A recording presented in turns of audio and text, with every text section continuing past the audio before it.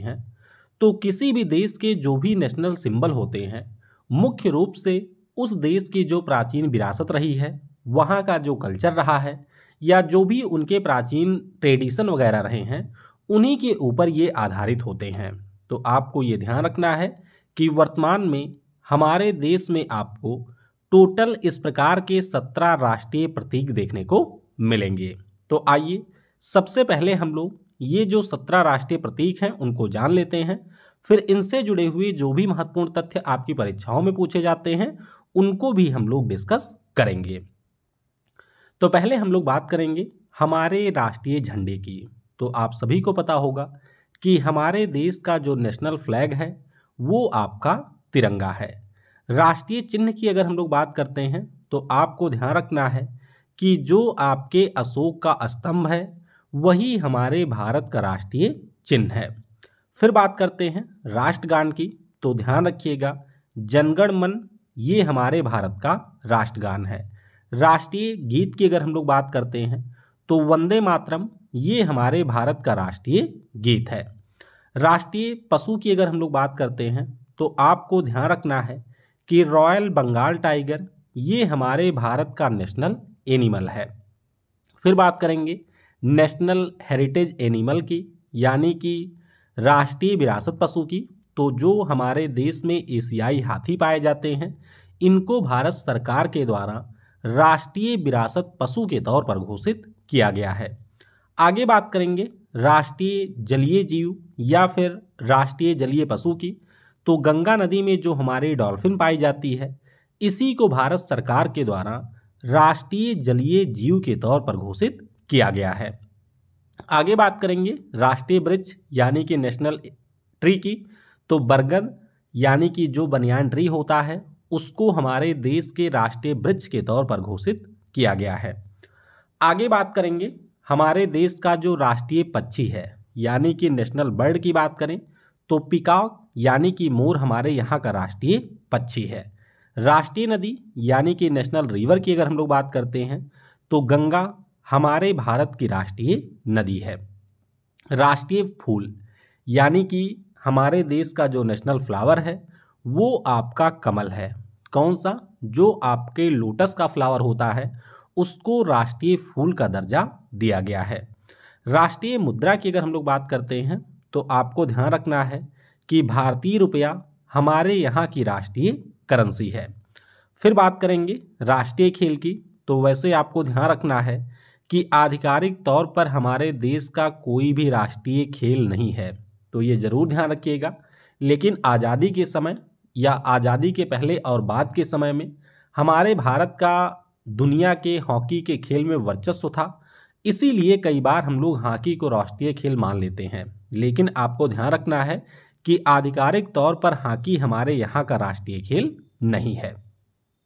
राष्ट्रीय फल की अगर हम लोग बात करते हैं तो आपको ध्यान रखना है कि जो आम होता है वो हमारे यहाँ का राष्ट्रीय फल है। राष्ट्रीय सब्जी की बात करें तो पंपकिन यानी कि जो हमारा कद्दू होता है उसको नेशनल वेजिटेबल का दर्जा दिया गया है। इसी प्रकार से राष्ट्रीय कैलेंडर की अगर हम लोग बात करते हैं तो जो हमारा शक संवत है यानी कि जो आपका शक कैलेंडर है वो हमारे यहाँ का राष्ट्रीय कैलेंडर है। इसके अलावा आपको ध्यान रखना है कि हमारे यहाँ का जो राष्ट्रीय शपथ है वो निष्ठा की शपथ है। और अगर हम लोग राष्ट्रीय सरीसृप की बात करते हैं तो किंग कोबरा हमारे यहाँ का नेशनल रेप्टाइल है। तो ये सारे पॉइंट आपको ध्यान रखने हैं। अब आइए इन सभी के बारे में हम लोग डिटेल में डिस्कस करते हैं। तो सबसे पहले बात करेंगे हमारे भारत के राष्ट्रीय झंडा यानी कि तिरंगा के बारे में। तो आपको ये ध्यान रखना है कि 22 जुलाई 1947 को हमारे देश का जो तिरंगा झंडा है इसको भारत की सरकार के द्वारा या फिर हमारे संविधान सभा के द्वारा अपनाया गया था। अगर हम लोग अपने तिरंगे झंडे की बात करते हैं तो ऊपर आपको केसरिया रंग, बीच में आपको सफ़ेद रंग, नीचे आपको हरा रंग देखने को मिलेगा। इसके बीचों बीच में आपको अशोक का चक्र नीले रंग में देखने को मिलेगा और इसमें आपकी टोटल 24 तीलियां हैं।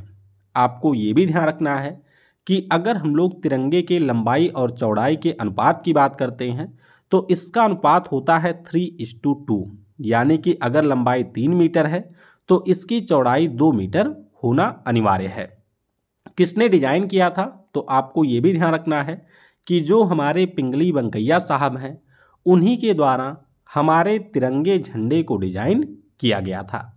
राष्ट्रीय झंडे के बाद अब हम लोग बात करेंगे हमारे भारत का जो राष्ट्रीय चिन्ह है।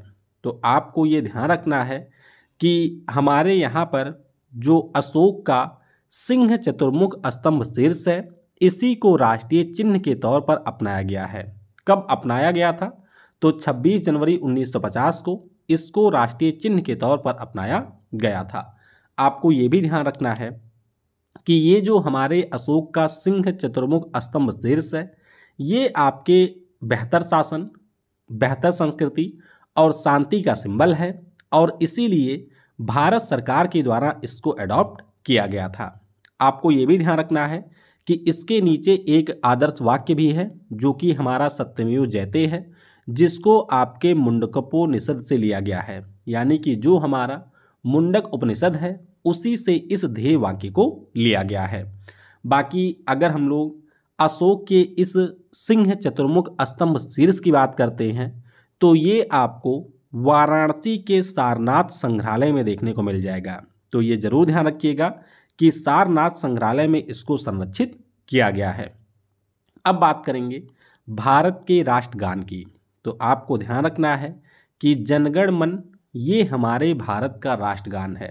आप सभी को पता होगा कि हमारे गुरुदेव रविंद्रनाथ टैगोर जी के द्वारा भारत के राष्ट्रगान को लिखा गया था।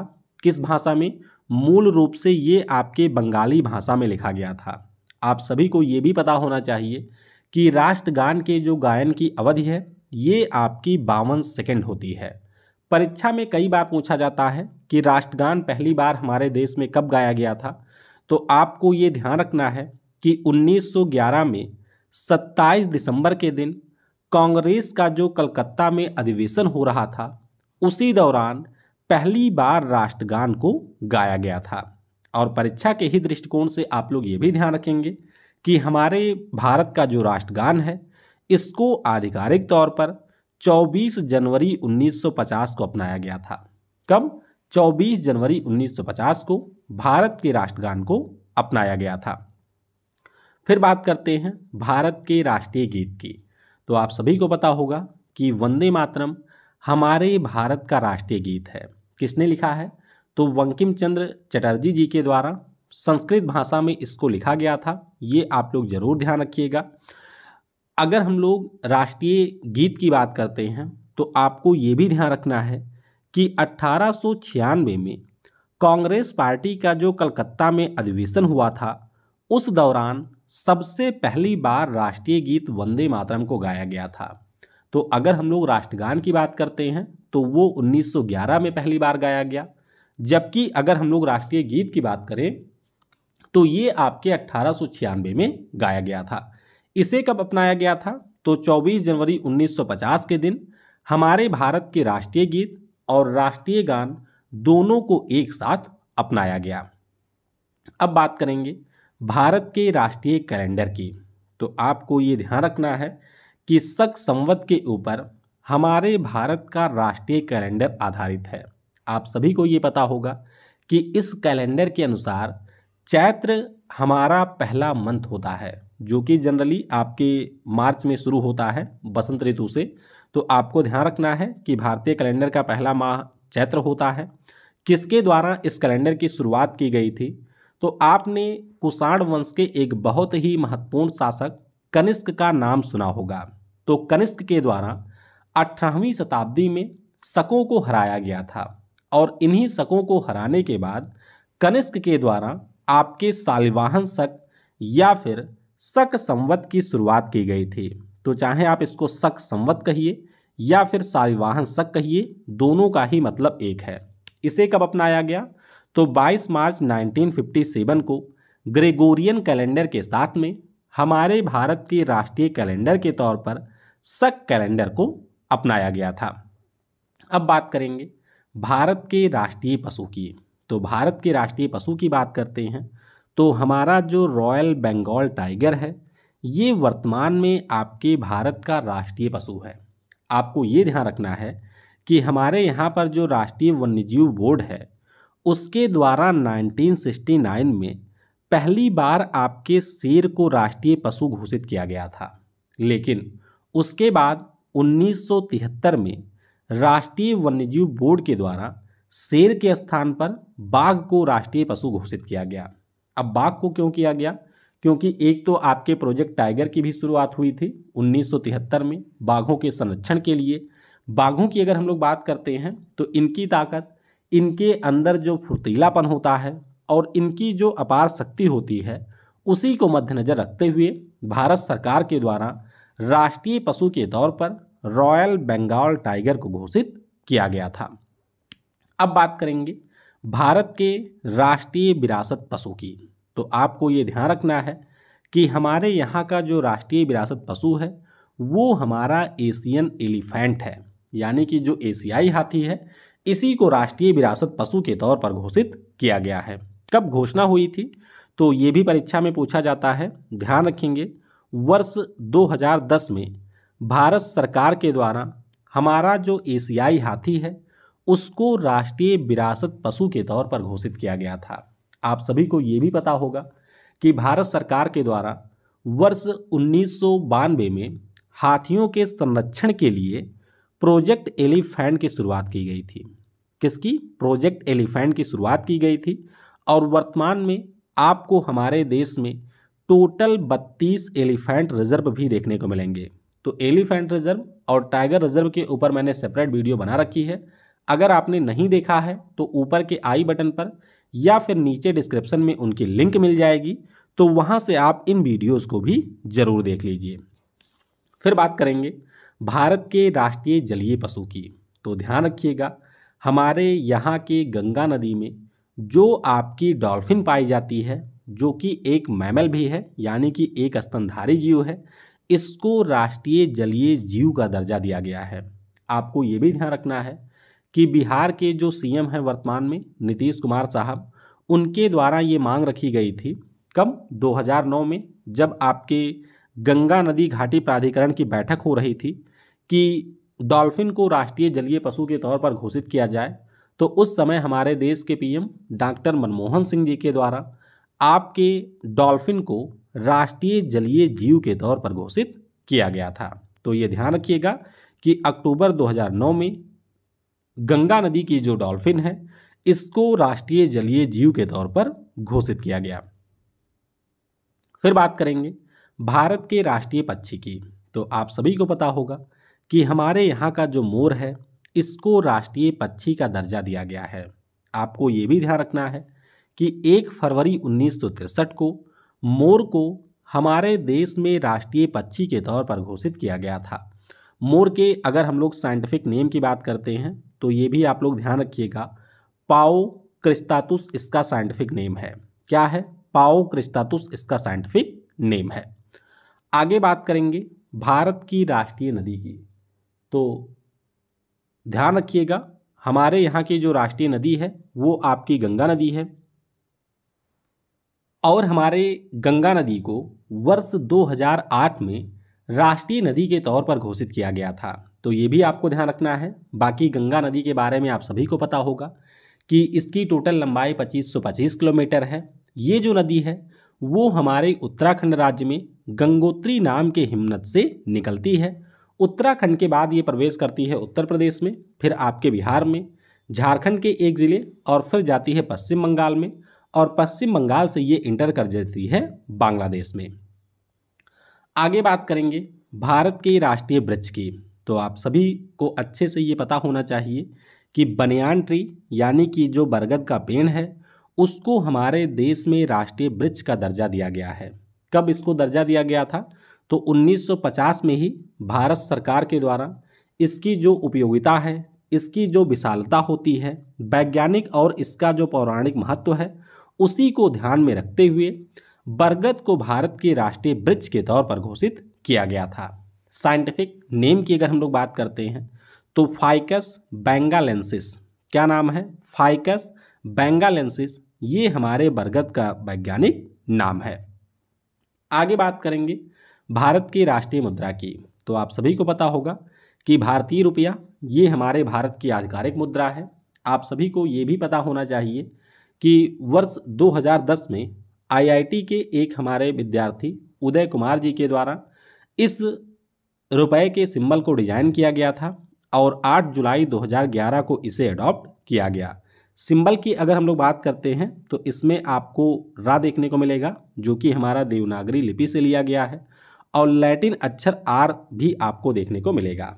तो ये जरूर ध्यान रखिएगा कि देवनागरी व्यंजन आर और लैटिन अक्षर आर के आधार पर हमारे भारत के रुपए के सिंबल को डिजाइन किया गया है।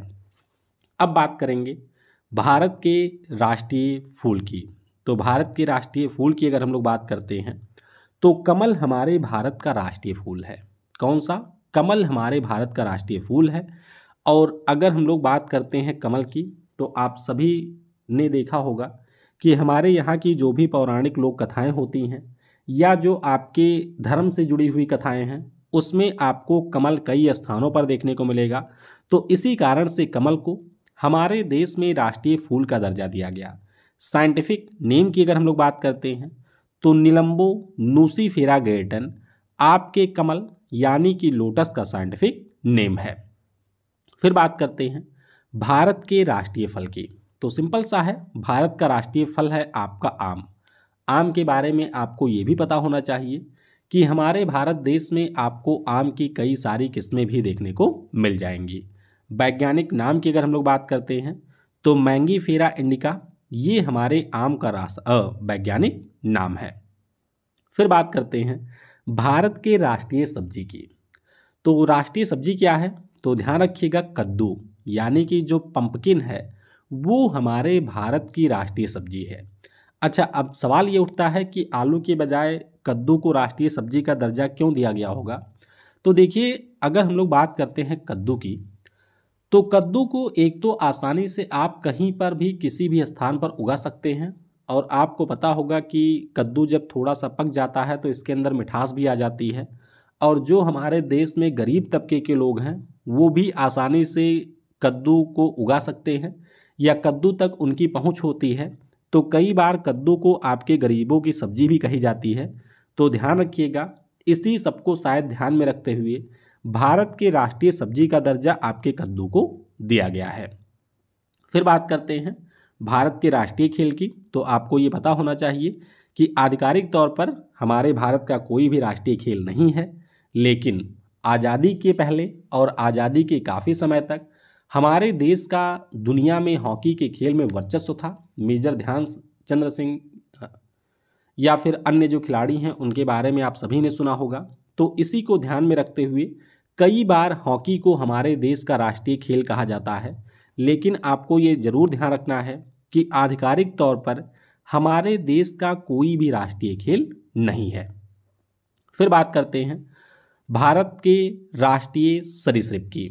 तो राष्ट्रीय सरीसृप की अगर हम लोग बात करते हैं तो हमारे दक्षिण भारत के राज्यों में जो किंग कोबरा पाया जाता है, खास तौर पे ऐसे रीजन जहाँ पर आपके जंगल वगैरह हैं या जहाँ पर आपके फॉरेस्ट कवर ज़्यादा हैं, वहाँ पर आपको किंग कोबरा देखने को मिलेगा। ध्यान रखेंगे, जैसे हमारा उत्तर भारत है यानी कि हम बात करें यूपी की, बिहार की या फिर राजस्थान वगैरह की, तो यहाँ पर आपको किंग कोबरा बहुत ही कम या फिर बिल्कुल ना के बराबर देखने को मिलेगा। यहाँ पर कोबरा की दूसरी प्रजाति मिलती है जिसे हम लोग कोबरा ही कहते हैं, सिंपल कोबरा। तो वो आपका एक अलग सांप है, लेकिन जब हम लोग किंग कोबरा की बात करते हैं तो ये आपके एक अलग तरीके का सांप होता है। तो ध्यान रखिएगा, किंग कोबरा को भारत के राष्ट्रीय सरीसृप के तौर पर घोषित किया गया है। किंग कोबरा की अगर हम लोग बात करते हैं तो ये दुनिया का एकमात्र ऐसा सांप है जो कि अपने अंडों के लिए घोंसला बनाता है, यानी कि घोंसला बनाने की ये जो प्रवृत्ति है वो आपको किसी और सांप में देखने को नहीं मिलेगी, ये सिर्फ आपको किंग कोबरा में देखने को मिलेगी। और आपको ये भी ध्यान रखना है कि यह एक पॉइजनस स्नेक है, यानी कि यह जहरीला होता है और इस सांप की जो लंबाई है वो आपके 19 फीट तक हो सकती है। तो ध्यान रखिएगा, काफ़ी बड़ा सांप होता है। और अगर हम लोग दुनिया के सबसे विषैले सांपों की बात करते हैं तो इतनी लंबाई आपके किसी भी जहरीले सांप की नहीं होती है। तो ये जरूर ध्यान रखिएगा कि किंग कोबरा अपने अंडों के लिए घोंसला स्वयं बनाता है और ये दुनिया का सबसे लंबा विषैला सांप भी है। फिर बात करेंगे भारत के नेशनल प्लेज यानी कि राष्ट्रीय प्रतिज्ञा की। तो आपको ये ध्यान रखना है कि भारतीय गणराज्य के प्रति जो निष्ठा की शपथ है वही हमारे भारत की राष्ट्रीय प्रतिज्ञा है। निष्ठा की शपथ आप लोग कई बार किताबों में ऐसा देखा होगा कि भारत हमारा देश है, हम सब भारतवासी भाई बहन हैं, हमें अपना देश प्राणों से भी प्यारा है, इसकी समृद्धि और विविध संस्कृति पर हमें गर्व है। तो ये आपके निष्ठा की शपथ है। कई बार यहाँ पर हम भारतवासी भाई बहन हैं, इसको कई लोग अवॉइड भी कर देते थे क्लास वगैरह में। अगर हम लोग इस राष्ट्रीय प्रतिज्ञा की बात करते हैं तो वर्ष 1962 में पी वेंकट सुब्बा राव जी के द्वारा तेलुगु भाषा में इसको लिखा गया था। बाद में इसका अलग अलग भाषाओं में अनुवाद किया गया। आपको ये भी ध्यान रखना है कि ये जो निष्ठा की शपथ है इसको सबसे पहली बार वर्ष 1963 में विशाखापट्टनम में एक स्कूल के बच्चों के द्वारा लिया गया था। तो ये जरूर ध्यान रखिएगा कि भारतीय गणराज्य के प्रति जो निष्ठा की शपथ है वो हमारे यहाँ का नेशनल प्लेज है। 1962 में पी वेंकट सुब्बा राव जी के द्वारा तेलुगु भाषा में इसको लिखा गया था। तो इस प्रकार से जो भी हमारे भारत के राष्ट्रीय प्रतीक हैं उन सभी के बारे में हमने डिस्कस कर लिया है। वीडियो आपको कैसा लगा ये आप लोग नीचे कमेंट में बता सकते हैं, और आने वाले वीडियो में आप लोग और किन टॉपिक के ऊपर वीडियो चाहते हैं यह भी आप लोग नीचे कमेंट में बता सकते हैं। Thanks for watching. जय हिंद, जय भारत, और सबसे ज़रूरी, पढ़ेगा भारत तो बढ़ेगा भारत।